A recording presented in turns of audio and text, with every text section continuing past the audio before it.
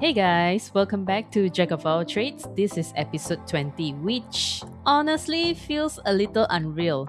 And before we get into today's topic, I just want to say thank you. If you've been listening since the early episodes, or if you pop in halfway, or if this is literally your first time pressing play, thank you for being here, for spending your time with me, and for letting this podcast exist in your ears. It means more than you probably realize. Okay, now that I've had my soft sentimental moment, today I want to talk about something most of us deal with daily but don't always talk about it openly: the internet. More specifically, how it can be the best place to find your people and also the worst place to lose yourself.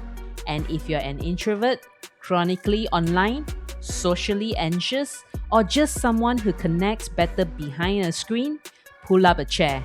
This one's for you. So, I've been connecting with people online since high school, which feels wild to say out loud. As an introvert, I've always found it way easier to socialize behind a screen than face to face. Because online, you can think, type, and delete. You can even rethink your entire life choice and retype because nobody is staring at you waiting for a response. Pure bliss, honestly. No awkward silences. And look, I'm not here to demonize the internet. Over the years, I've met genuinely good people through online communities. Some of them even became real life friends. My most memorable one, I bonded with a close friend online for 2 years before I actually flew to Cape Town twice to meet her and a few mutuals we all met through her.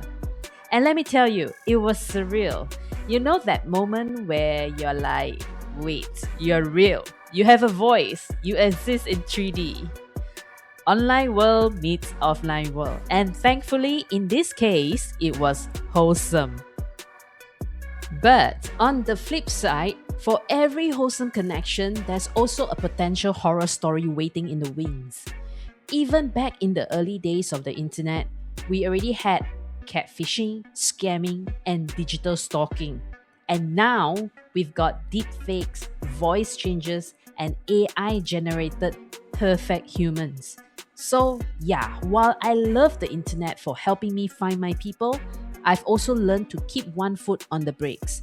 Because optimism without boundaries, that's how you end up in a Netflix documentary. Hey, it rhymes. Now, there's no guaranteed way to spot a scammer or a creep. If there were, we'd all be safer and I'll be out of podcast material.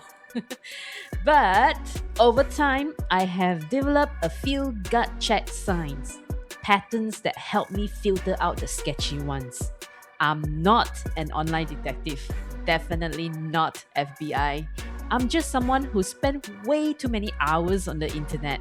And if my experience helps even one person avoid getting burned, worth it. The too good to be true vibe. You know the vibe. When someone feels like they were built in a lab. First up, the instant superstar. Their profile is suspiciously perfect. Supermodel looks, amazing job, always traveling, but their follower count is low. Or they follow way too many people. It feels like they were built in a lab. I won't even waste any time on these people. Zero digital footprint. They are only on one platform and their profile is very recent with maybe 3 to 4 pictures uploaded around the same time. A quick reverse image search might show that the photos are stock images or belong to someone else.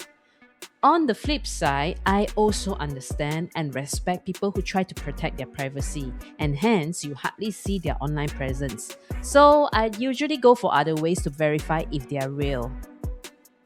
The can we take this private rush? If someone wants to move from a dating app or social platform to WhatsApp, email, or some random chat app way too fast, big red flag. I usually insist we stay on platform until I'm confident. It's much easier to block someone on an app than after you've handed over your phone number like a souvenir. The sob story or sudden emergency. The conversation quickly moves to a financial crisis, an investment opportunity, or a plea for help. Oh, trust me, I have people I haven't even met in person asking me for money.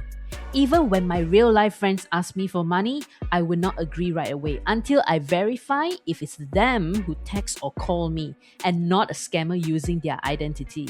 So, if anyone who asks me for money online is not someone I know in person, they can very well forget about it. Refusal to voice or video chat. They constantly have an excuse for why they can't hop on a call or video chat. This is a massive red flag. If they are not who they say they are, they can't show their face. That's why I don't trust it when I don't know how the person look or sound like. What's worse is that I don't even know their real name and where they come from. And now, with AI faces and voice changes, even that's not foolproof anymore. So again, patterns matter. Now, let us look at communication and behavioral red flags. The love bomber. They declare deep feelings for you incredibly quickly, like soulmate or love of my life, after only a few messages. This is a tactic called love bombing and is used to manipulate. Boundary issues. They push when you say no or guilt trip you for not replying fast enough. A healthy person respects space. A manipulator sees it as a challenge. Excessive information demand. They ask very specific, probing questions about your routine, where you live, where you work, or specific personal details that go beyond normal getting to know you conversation. All these could potentially be ways to figure out your passwords. The guilt trip gambit. They act hurt, angry, or passive aggressive when you're not available. That's emotional blackmail disguised as affection. They might try to isolate you from your friends or family by being overly possessive. The stalking evidence. They bring up things you never told them, but they found on a deep dive into your old social media post, a friend's profile, or a public record. So guys, a little detective work goes a long way. How about we look at profile and platform warning signs? First, vague and contradictory bio.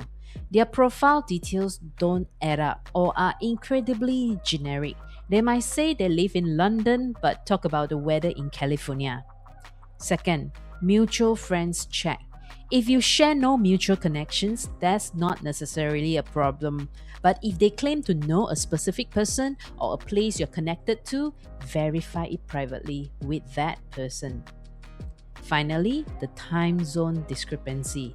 If they claim to be in a nearby city but are only active and messaging you at 3 a.m. your time, and you're not in a huge time difference, it suggests they might be operating from a different country, a common sign for offshore scam operations.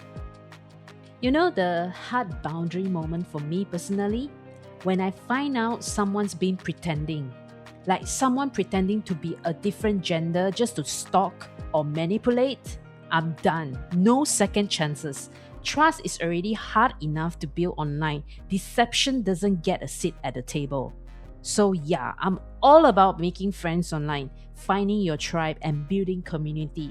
But keep your eyes open and guard your personal info like it's a password to your bank account. Because sometimes it literally is. If this episode resonated with you or made you go, oh wow, I've seen that before, follow Jacq of All Trades so you don't miss future episodes. Following helps more than you think, and I promise, no love bombing, just good vibes. I talk about creativity, solopreneur life, gaming, internet culture, and all the messy in-betweens we don't usually put on LinkedIn. Alright, my dear listeners, now go forth and make friends. Trust your gut though. And remember, if someone feels too perfect online, they are either fictional or about to ask you for money. Stay sharp, stay safe, and I'll catch you in the next episode.